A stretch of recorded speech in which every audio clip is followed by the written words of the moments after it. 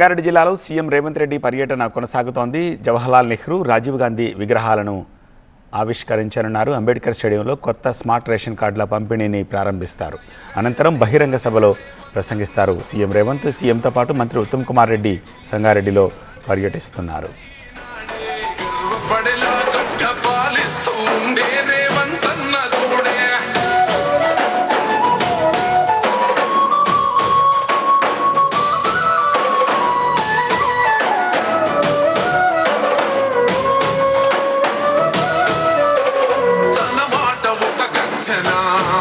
వెయ్యలేడెప్పుడు రాంచనా లొంగలేదెప్పుడు ఏ మార్చినా పేద బతుకులనే ఓదార్చెనా ఎలిగేటి తెలంగాణకే అదిగో మొలిసిండురా తూర్పునా ఈ సీకటైన బతుకులో వెలుగు తెచ్చిండురా మార్పునా అరే కోపాన రుద్రుడు సహనాన రాముడు పాలిస్తూ ఉన్నాడు అదిగో రేవంతుడు రంగు రంగులు అద్దిన సేతితోని ఆ సేతితోని మూడు రంగుల జెండ ఎగరేసినాడే రేవంతన్న చూడే ఎర్రమెక్కిన గడికి గుండైనాడే దండైనాడే ఎర్రపడేలా గడ్డ పాలిస్తూ ఉండే రేవంతన్న చూడే.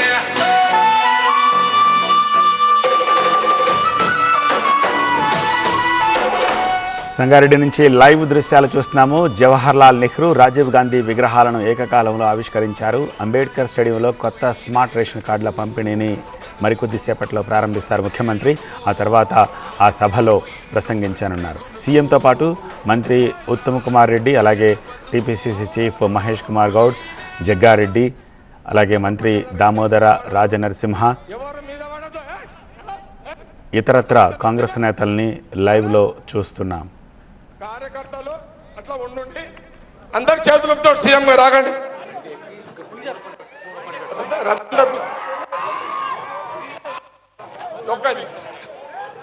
బండ్ల రథం మీద తీసుకురాపండి. అరే షఫీ, అరే పోవే రథం పట్టుకురా పోతుంది. ఐపీలు ఉందా మా ప్రెసిడెంట్ సార్? ఐపీలో ఉంది.